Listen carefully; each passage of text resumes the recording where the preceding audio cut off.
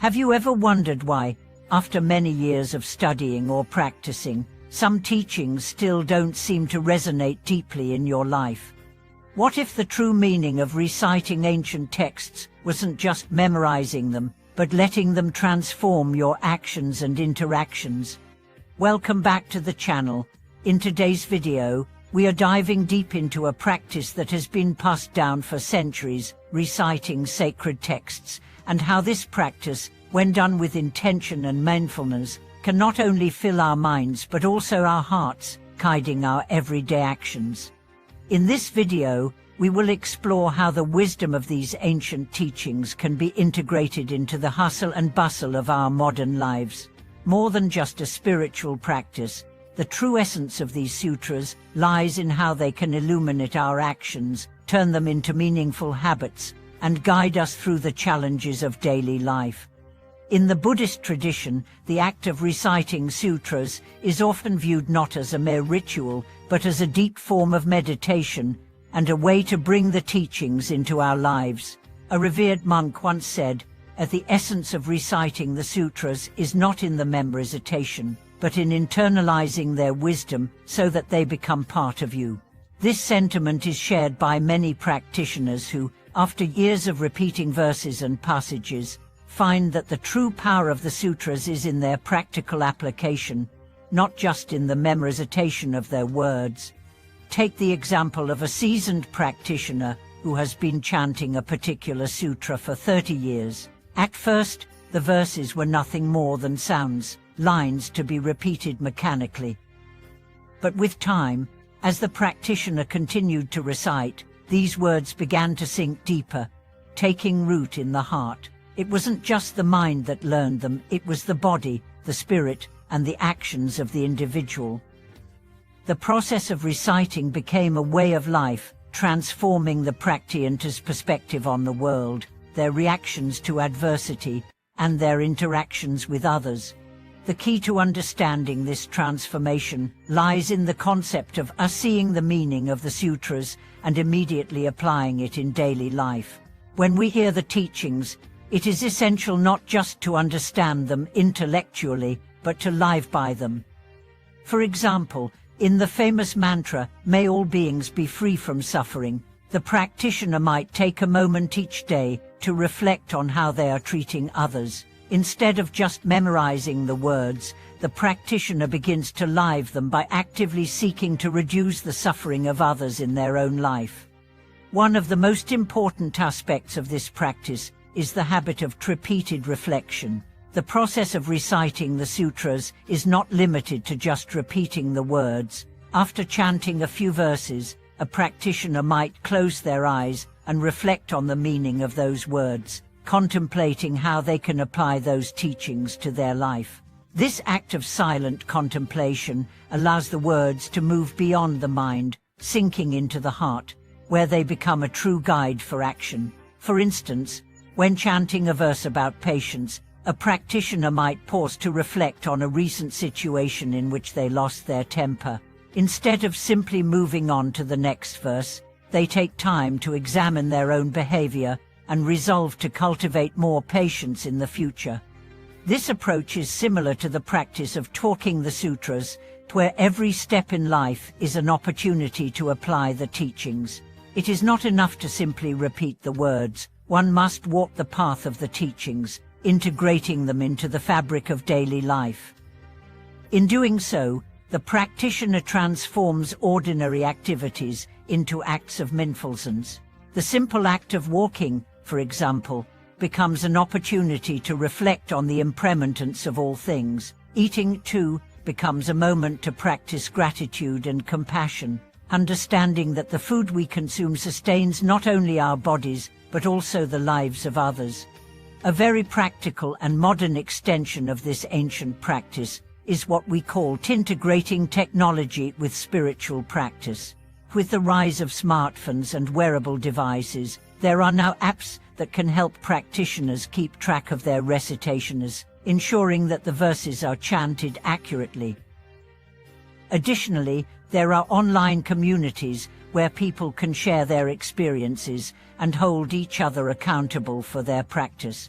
While this might seem like a far cry from the traditional practice of silent meditation, it represents the fusion of ancient wisdom with modern tools. It helps bring the wisdom of the sutras into our fast-paced, technology-driven world. But the true beauty of this practice lies in its simplicity. It is not about memorizing more sutras or chanting longer passages. It is about transforming the simple act of recitation into a profound and ongoing practice that guides every aspect of life. One practitioner, a busy lawyer, found that his recitation of the Dime Un Sutra helped him maintain his composure during stressful moments in court. By internalizing the wisdom of the sutra, he was able to remain calm and focused, even in the most difficult situations. His chanting didn't just prepare him for meditation, it prepared him for life. The beauty of this approach is that it allows for flexibility. A busy professional might not have hours to spend on recitation, but they can still integrate the practice into their daily life by reciting during their commute or while performing routine tasks. In this way, the practice of chanting becomes less of a chore and more of a natural part of life. The key is not in how many sutras you can recite, but in how deeply those sutras penetrate your life and influence your actions. Another important lesson from this practice is that the true value of reciting sutras is not just in what you memorize, but in what you do with the knowledge you gain. Many people believe that simply reciting sutras will lead to spiritual growth, but the real test lies in how you apply the teachings. For example, the Heart Sutra speaks about the emptiness of all things, and while it is easy to understand these concepts intellectually, the true challenge lies in embodying the understanding of emptiness in our daily lives. How do we react when things don't go our way? How do we deal with attachment and desire? This is where the real work begins. Through years of practice, the recitation of these sutras gradually becomes a form of living meditation. The practitioner doesn't just repeat the words, they live the words, breathe them, and embody them in every aspect of their life. And it is through this embodiment that the teachings truly take root, allowing the wisdom of the classics to blossom in the most unexpected ways. Have you ever wondered why, after many years of studying or practicing, some teachings still don't seem to resonate deeply in your life? What if the true meaning of reciting ancient texts wasn't just memorizing them, but letting them transform your actions and interactions? Welcome back to the channel. In our previous video, we explored the deep and transformative power of reciting sacred texts, particularly how these teachings, when practiced mindfully, can transcend the simple act of memorization and begin to shape our lives in profound ways. Today, we continue that exploration and dive even deeper into how these ancient teachings, when truly internalized, can affect not only our minds but our very interactions with the world. We'll examine how reciting sutras is not just a spiritual exercise, but a pathway to living a more intentional and harmonious life, where the wisdom of the sutras blossoms naturally in every aspect of our day-to-day experiences. One of the most powerful aspects of chanting or reciting sutras is that it provides us with a language of wisdom, a map of guidance that helps us navigate the challenges of our lives. When we face difficulties, whether personal or external, these sutras offer a kind of mental and emotional shelter. It is said that the practice of reciting sutras, particularly over extended periods of time, can gradually reshape how we perceive ourselves and others, transforming our reactions and responses from impulse-driven to thoughtful and conscious. This transformative process is not instantaneous but develops over time, just as the slow drip of water can carve through rock.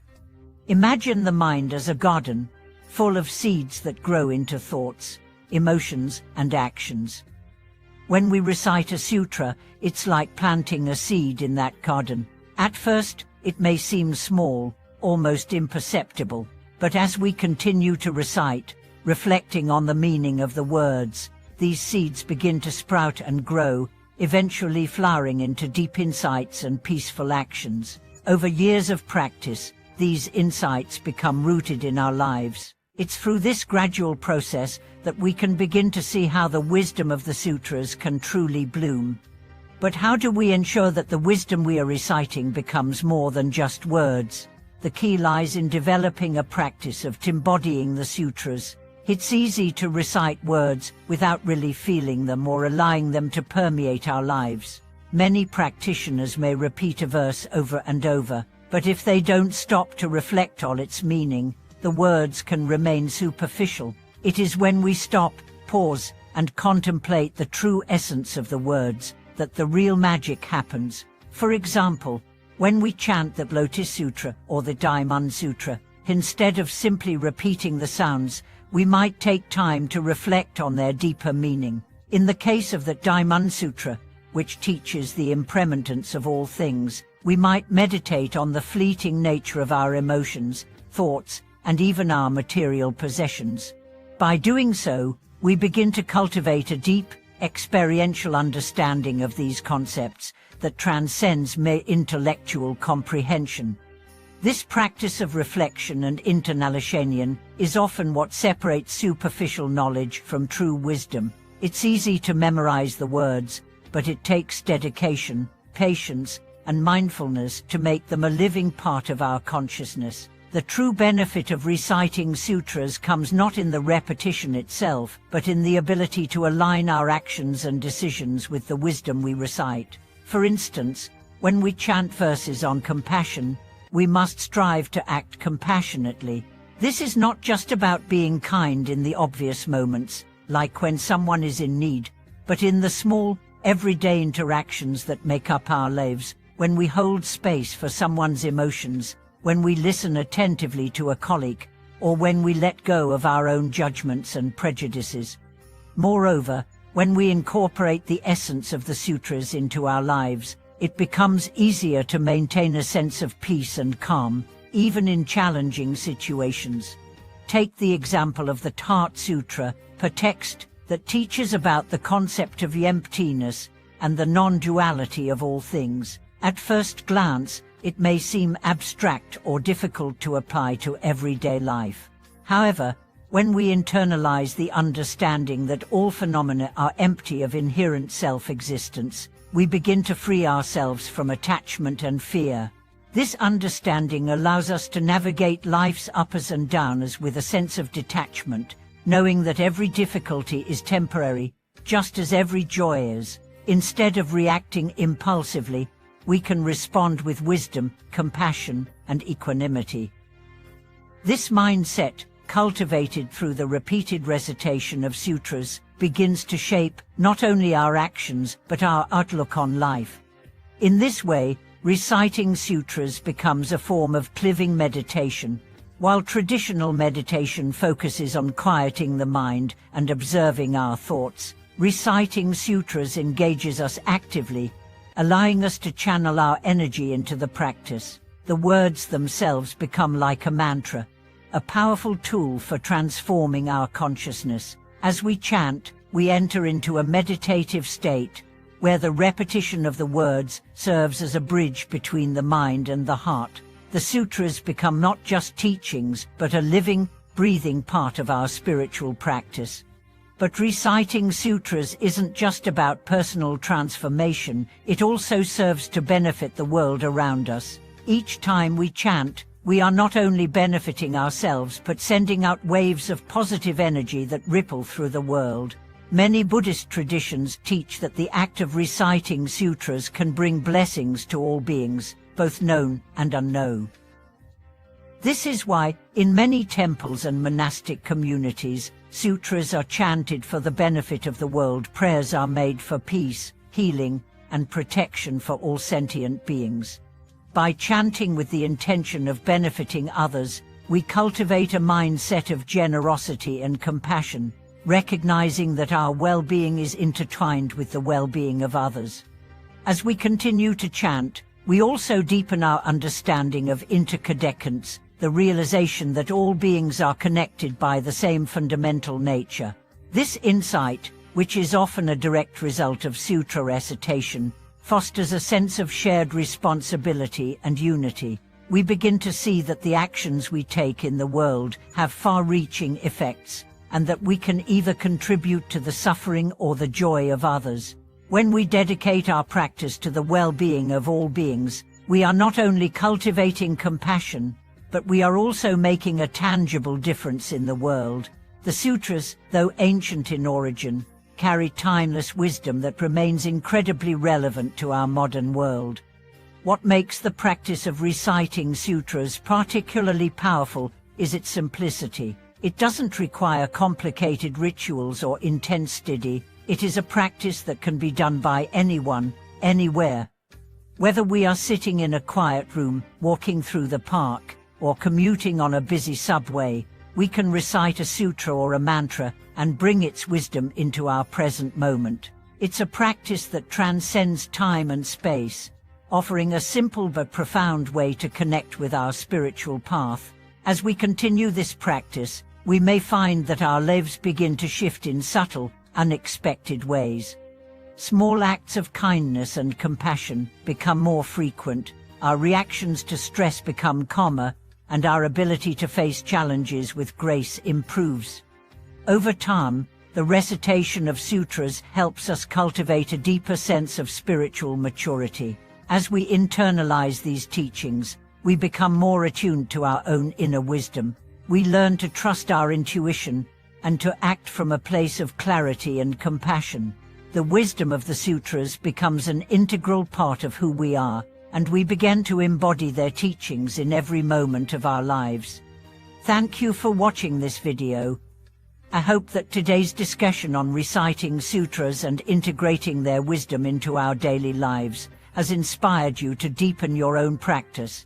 If you found this video helpful, don't forget to like, subscribe, and share your thoughts in the comments below. Let's continue to bring the teachings of the classics into our everyday actions and let their wisdom bloom in every corner of our lives. See you in the next video.